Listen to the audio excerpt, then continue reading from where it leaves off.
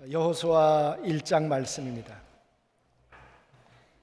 여호수아 1장 1절부터 9절까지 말씀이에요.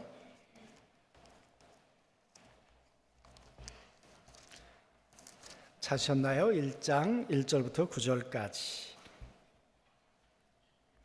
여호와의 종 모세가 죽은 후에 여호와께서 모세의 수종자 눈의 아들 여호수아에게 말씀하여 이르시되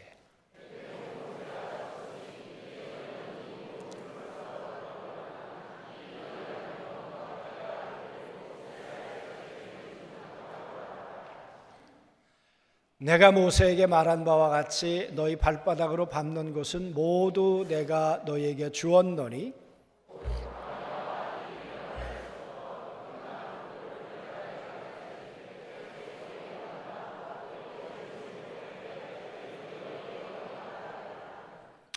내 평생에 너를 능히 대적할 자가 없으리니 내가 모세와 함께 있었던 것 같이 너와 함께 있을 것임이니라.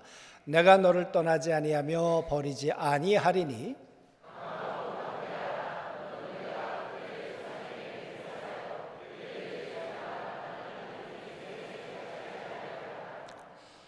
오직 강하고 극히 담대하여 나의 종 모세가 내게 명령한 그 율법을 다 지켜 행하고 우로나 좌로나 치우치지 말라. 그리하면 어디로 가든지 형통하리니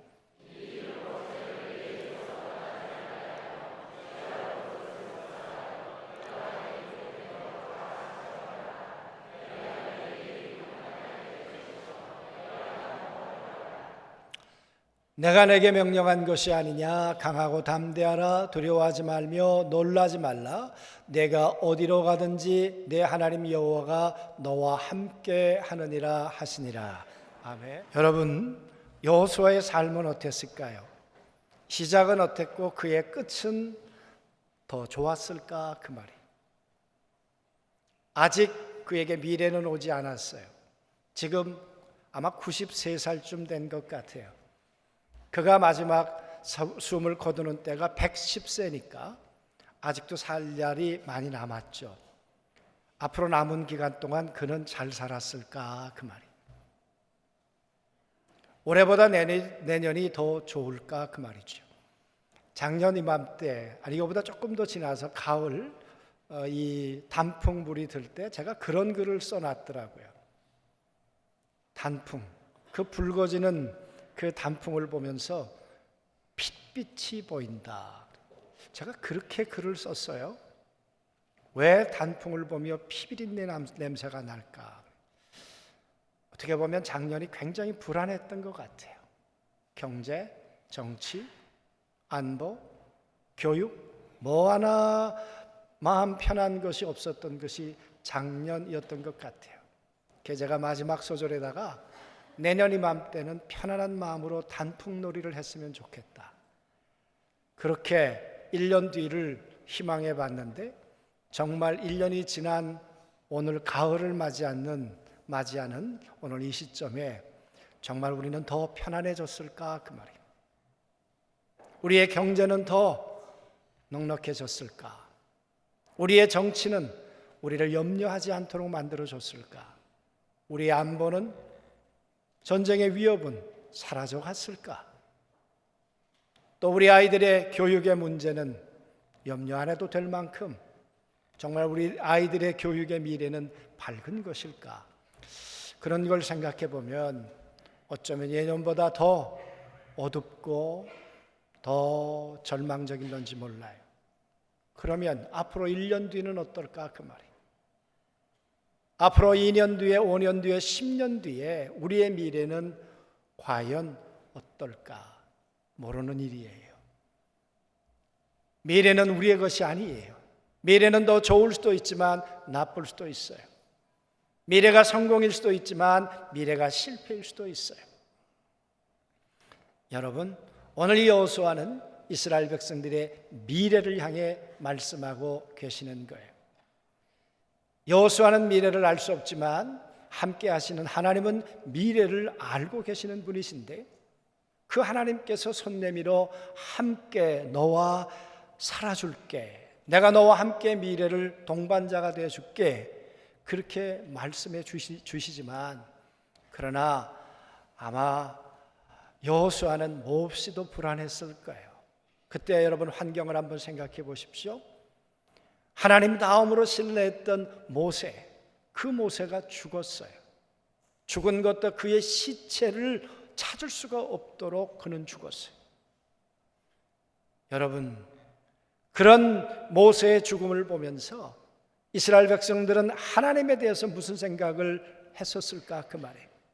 하나님이 어떻게 하나님의 종 모세를, 일생 하나님을 위해 120년 동안 살고자 했던 모세를, 하나님의 백성들을 위해서 애굽의 모든 부하를 버렸던 그 모세를 그의 인생 마지막에 무덤 하나 쓰지 못하도록 그렇게 산화시켜 버리는가? 그 말이에요.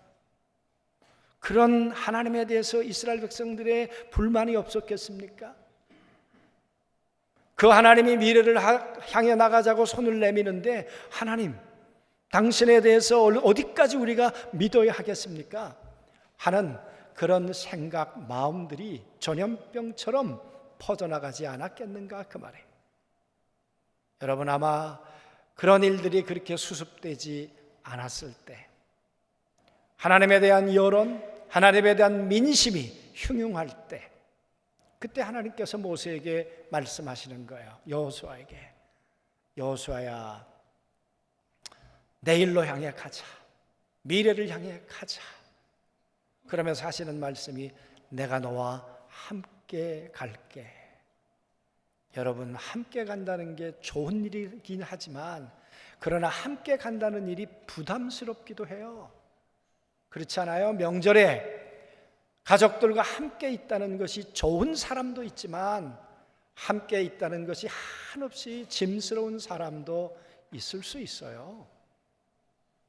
친정 가는 것은 즐거운 일인데 시댁 가는 일은 왜 그렇게 싫은지, 여러분, 그럴 수 있다니까요. 신혼올케 사이에 함께 산다는 것, 그게 여러분 결코 쉬운 일이 아닐 수 있어요. 어제 우리 교육자들이 모여가지고 세미나 하나를 우리가 보았어요. 그러면서 하는 말이, 시아버지와 며느리는 별로 관계가 나빠질 일이 없는데 시어머니와 며느리는 왜 관계가 나쁜가?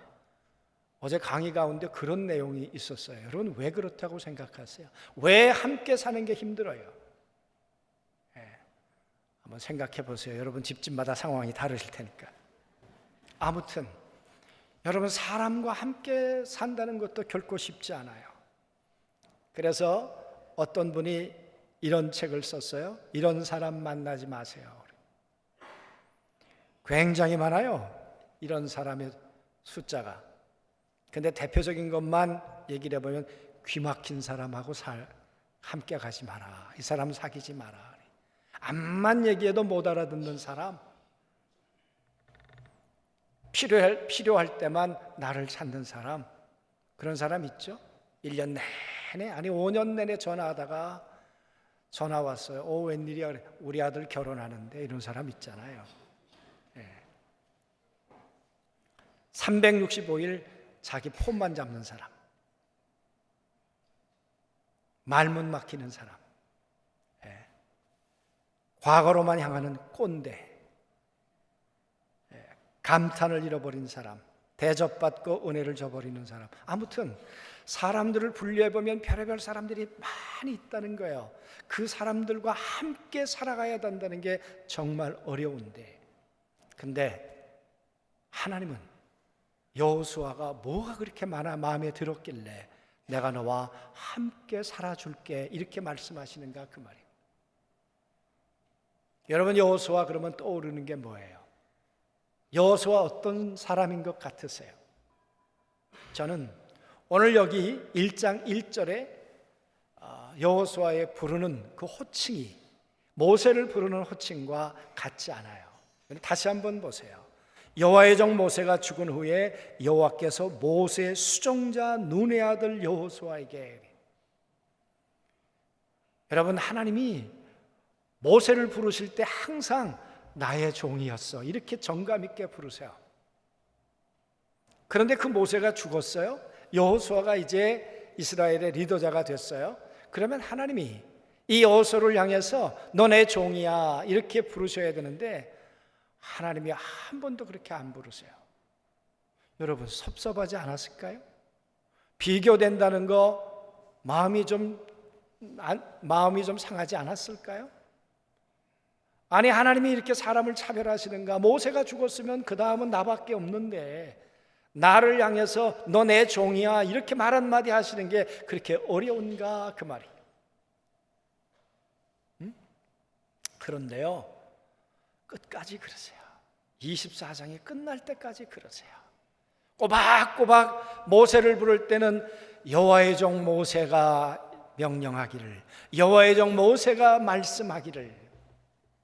그래서 끊임없이 모세를 부를 땐 하나님이 그 앞에 여호와의 종 모세라는 수식어를 그렇게 달아주시는데 여호수아를 부를 땐 여호와의 부관이었어, 여호와의 수종자였어, 여호와의 모세의 쫄병이었어 라는 말을 꼭 달고 다닌단 말이에요.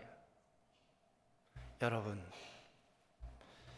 그렇게 여호수아가 하나님 앞에 불림을 받았으면 한 번쯤은 물어볼 만도 하잖아요. 하나님 왜 그러세요? 내가 마음에 안 드세요?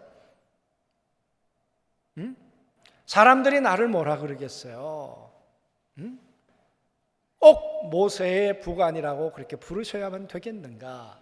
한 번쯤 불평과 불만을 할 만도 한데 그가 살아있을 동안에는 한 번도 하나님이 그렇게 부르지를 않으셨어요. 여호와의 종이라고.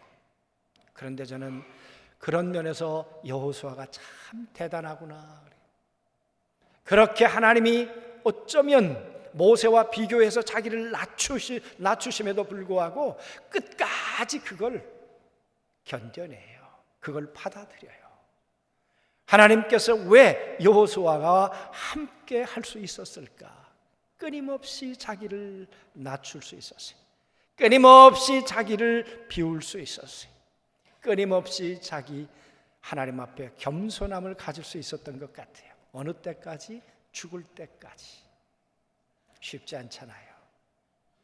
내가 이만하면 여리고 전쟁에서 전투에서 승리하는 장군이 됐는데 이제는 요단강을 건너는 이 업적을 남긴 사람인데 왜 나를 못 알아주시는 거야? 내가 7년 동안 전투를 통해서 이 가나안을 다 이렇게 점령하고 분배를 끝냈는데 이제는 나를 대접하실 만도 하지 않는가 그 말이. 그런데 여호수아는요 끝까지 하나님 앞에 자기를 낮췄어요. 여러분 하나님이 어떤 사람과 함께 하실까요? 어떤 사람과 하나님이 약속한 미래를 허락해 주실까요? 어떤 사람에게 내민 손을 거두지 않으시고 하나님과 그의 그를 붙들고 함께 그 약속의 땅 미래를 향해 갈 수 있겠는가 그 말이에요. 하나님이 그들에게 주시겠다고 하는 미래는 가도 되고 안 가도 되는 것인가? 가야만 하는 것인가? 여러분 노예로 살던 그들, 광야로 40년을 살면서 만나만 단품 요리만 먹고 살았던 그들에게 가나안 땅에 들어간다는 것은 꿈이었을 거예요. 땅을 갖는다는 건 이제는 집을 지을 수 있다는 이야기도 돼요. 땅을 갖는다는 이야기는 이제 곡식을 심어서 거두어 먹을 수 있다는 것도 돼요. 보리도 먹고 밀도 먹고 그리고 과일도 먹고 철 따라 이 모든 것을 먹을 수 있다는 것, 그것이 가나안이에요. 내 사랑하는 가족들과 함께 그야말로 홈 스위트 홈, 그 행복한 집을 꾸려갈 수 있는 것, 거주지가 확보되는 것이 여러분 땅이 있다는 것이에요. 얼마나 환상이겠어요. 그런데 여러분 그 미래를 어떤 사람에게 하나님은 함께 가시자고 지금 내미는가 그 말이에요. 낮추는 사람이에요. 정말 겸손한 사람이에요. 여러분 하나님이 주시는 미래가 우리 모두의 것이 되기를 원해요. 하나님이 우리를 향한 손을 거두지를 않으시고 우리를 꽉 붙드시고 하나님의 능력으로 우리를 그곳까지 우리를 이끌어 가시기를 원해요. 어떤 자를 붙들어 주실까요? 어떤 자와 함께 하실까요? 오늘 말해요. 끊임없이 자기를 낮출 수 있는 사람, 하나님이 나를 몸종이라고 불러도, 하나님이 나를 수종자라고 불러도 그걸 감사로 생각할 수 있는 사람, 내가 모세라는 사람을 알았다는 것, 내가 모세의 몸종이었다는 것, 내가 모세의 부관이었다는 것, 그것만으로도 내 인생의 기쁨으로 삼고, 하나님이 은혜 아니면 내가 이런 사람을 어떻게 만날 수 있었을까, 그걸 고마움으로 생각했던 이 여호수아, 하나님은 그를 일생 버리지 않으셨어요. 여러분, 오늘 내가 자랑으로 생각하는 사람이 누구인가? 그 사람이 오늘 나일 수 있대요. 오늘 여호수아는 모세를 평생에 그리고 평생에 가슴에 존경하며 살았던 사람, 그래서 모세처럼 하나님과 함께 살기를 갈망했던 이 겸손한 사람 모세, 하나님은 그와 일생을 살아주었고 마지막 그의 삶을 이렇게, 그의 무덤 앞에서 하나님은 이렇게 그를 불러주셨어요. 우리 24장 29절 같이 읽겠습니다. 이 일 후에, 24장 29절 말씀 여호수아입니다. 같이 읽어보죠. 앞에 시작. 이 일 후에 여호와의 종 눈의 아들 여호수아가 110세에 죽음에, 여러분 요때 딱 한 번 그가 죽고 난 다음에 하나님께서 여호수아를 가리켜서 너 내 종이었어. 처음도 좋았지만 끝이 더 좋았던 사람이 여호수아였어요. 처음도 겸손했지만 그의 눈을 감을 때까지 끝까지 겸손했던 사람이 여호수아였어요. 그의 죽음 앞에서 하나님이 말씀하세요. 너는 내 종이었어. 너는 내 가슴에 묻겠어. 내가 잊을 수 없는 사람이야. 여러분, 이것보다 더 큰 기쁨이 어디 있겠습니까? 이것보다 더 큰 행복이 어디 있겠습니까? 하나님과 함께 살아갈 수 있었던 여호수아, 그는 한없이 높아지려고 하지 않았어요. 한없이 낮아지려고 했어요. 여러분, 모든 사람을 하나님이 함께 하시나요? 하나님은 내치고 싶은 사람이 없으신가요? 아니에요. 하나님은 사울은 내치셨어요. 사울은 하나님이 버리셨어요. 그러나 다윗은 하나님이 품으셨어요. 여호수아는 하나님 붙들고 싶으셨어요.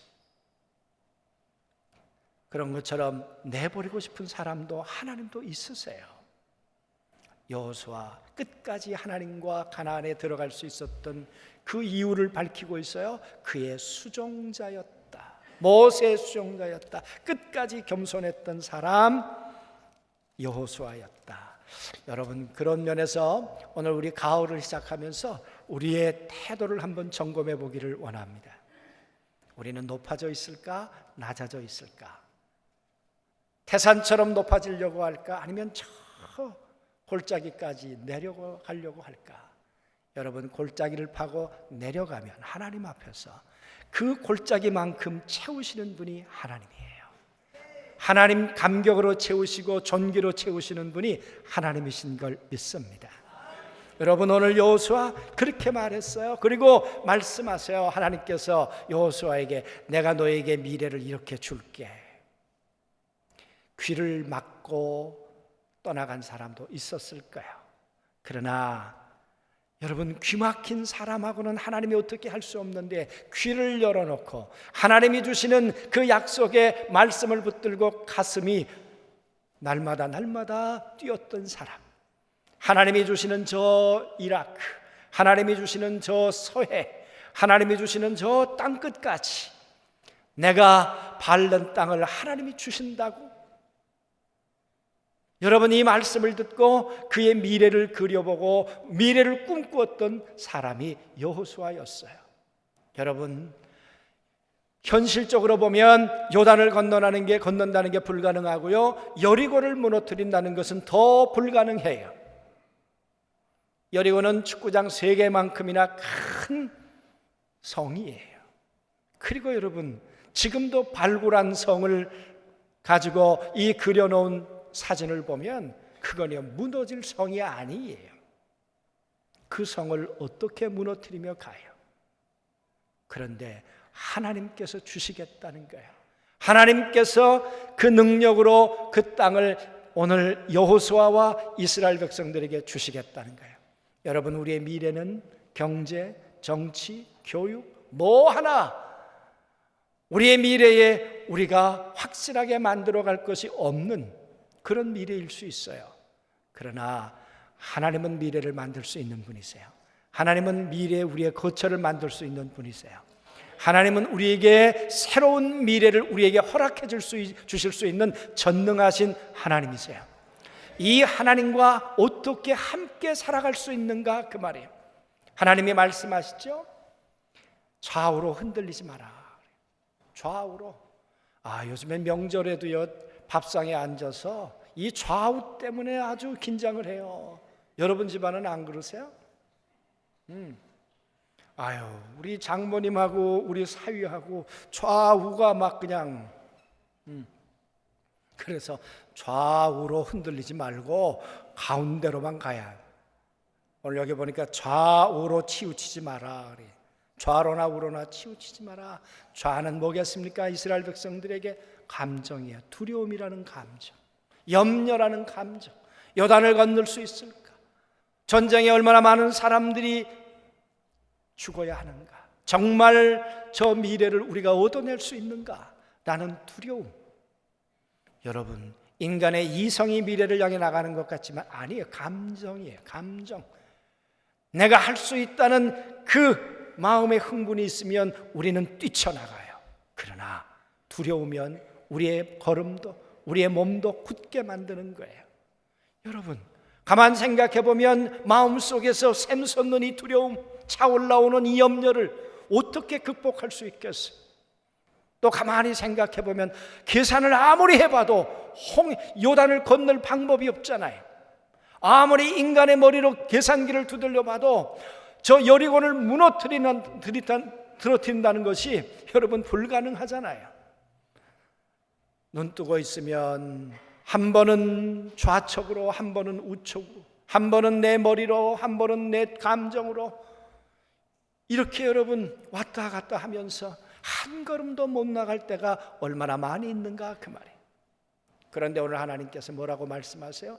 좌로나 우로나 치우치지 말고 너는 말씀으로 중심을 잡으려무나 그래. 하나님의 말씀이 내 중심이 되려무나 그래.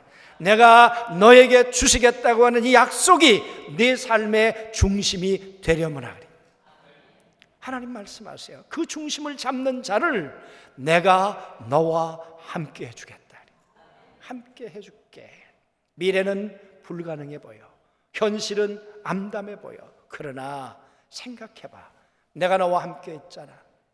네가 광야를 걸어갈 때 첫 번째 전쟁을 했지. 아말렉하고 전쟁을 했잖아. 그때 네가 용맹스럽게 뛰쳐나왔던 사람이었어. 55세 때. 나는 너를 기억해. 나는 너를 잊지 못해. 응? 그때 그 전쟁터에 어떻게 이겼어? 내가 너와 함께 했잖아. 두려움도 이기게 했고 너 생각하고 나갔던 거 아니잖아. 하나님이 나와 함께 하시면 아말렉과 이길 수 있다는 믿음을 가지고 나왔잖아. 나는 그때 네 믿음을 보았어. 그리고 나는 너와 함께 했어. 그뿐입니까? 12명의 정탐꾼을 여러분 저 가나안에 들여보낼 때 가데스 바네아였어. 그때 12명 가운데 한 사람이 여러분 이 여호수아였어요. 아무나 보낼까요? 아무나 여러분 여러분 북쪽으로 보낼까요? 우리 교회에 북파 공작원이 한 분 계셨어요. 지금은 딴 데로 이사 가셨지만 여러분 그런 분들이 훈련받는 거 혹독하게 정말 인간의 한계를 뛰어넘는 훈련을 받죠. 그런 날고 기는 사람들을 보내지 아무나 보냈겠습니까? 여호수아가 그런 사람이었어요. 그러나 여러분 갔다 와서 10명이 다 아니라고 얘기할 때 믿음으로 사람들 앞에 보고했던 사람이 여호수아였어요.